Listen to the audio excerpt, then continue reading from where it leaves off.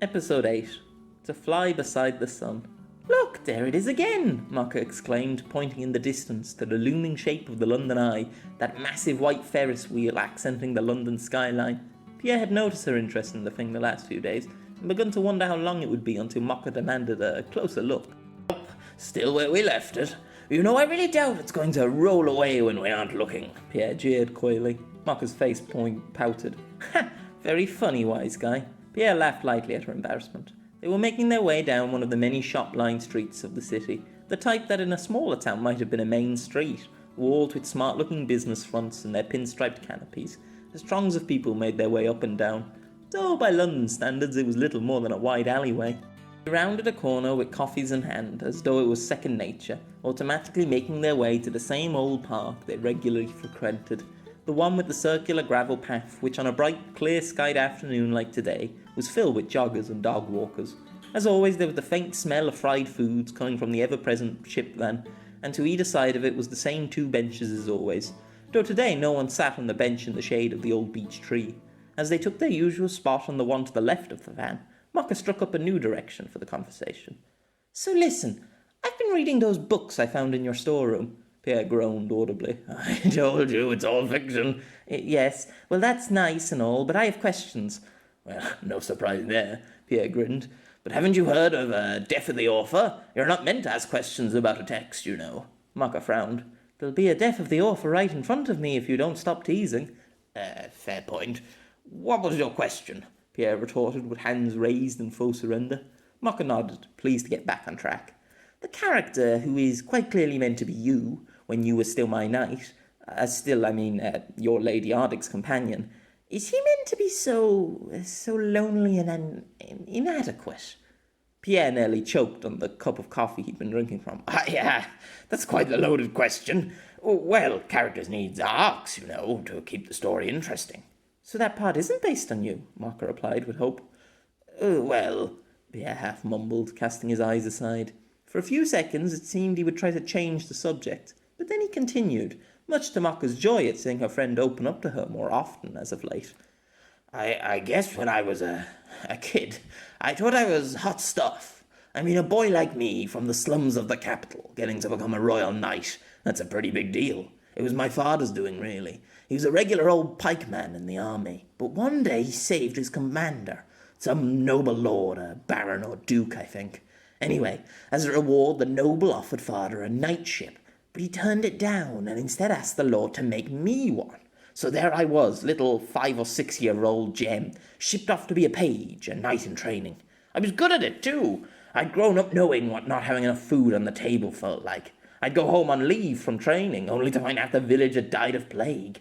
That sort of life hardens you more than being some nobleman's son.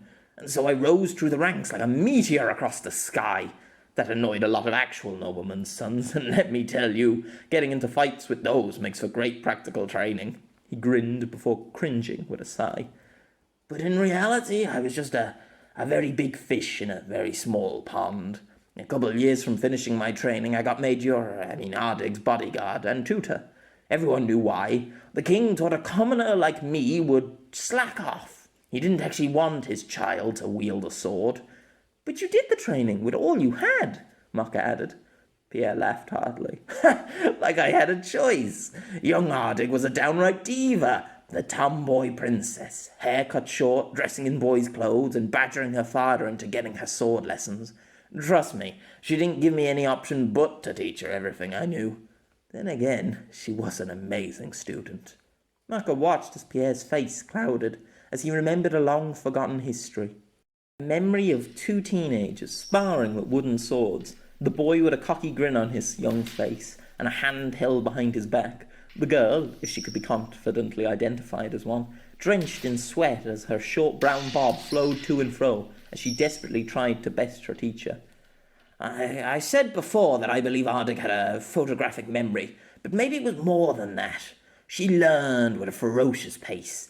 In weeks she had mastered basic sword forms, and by the time I was ordained an official knight of the realm, in just those short years she had already caught up to me, learned everything I'd spent the better part of 15 years on, in barely 2 years with me. The memory moved, no longer a teenager, but instead a young man sparred, Now it blunted metal swords, the wooden ones long since shattered. Now it was him whose rough, poorly shaven face was covered with sweat, as the seemingly unaging young girl pressed a relentless, swirling flurry of an attack against her sparring partner and former tutor. That was the thing I learned. That I was nothing more than a meteor passing by, a brief spark of nothingness. But Arctic, she was the sun, a blinding hot white supernova of a person, a demigod amongst humanity, destined to change the world forever and be remembered for all history. The NTME proves it. Even thousands of years after her death, she is still remembered on the biggest feast day of the year. Her empire marked the turning of the first age into the second. She changed the course of history itself, Pierre finished, a mix of sorrow and awe plastering his voice. Marcus shuffled a little uncomfortably next to him. Whether he accepted it or not, she still claimed to be that very same Arctic, if a younger version, making Pierre's speech quite the embarrassing one to listen to. So you really felt that lonely back then, when we adventured together? Oh, not at all. I was the one who everyone treated normally, a sword master with the power to detect changes in the weather, Pierre said, laughing at his own power's absurdity. But your power was useful, and you stuck by her side more than anyone else, right? Pierre smirked. Marker, I watched Ardig repel entire armies, single-handed, with the use of her battalion of flying swords. The best my magi powers could do was make sure everyone always knew when to carry an umbrella. Marka did her best to suppress a smirk at this last comment, which caused Pierre to start laughing again.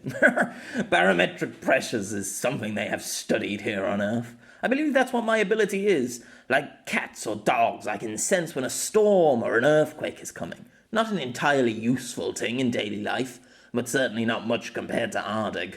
Marka frowned, unable to properly think of a counter-argument to Pierre's logic.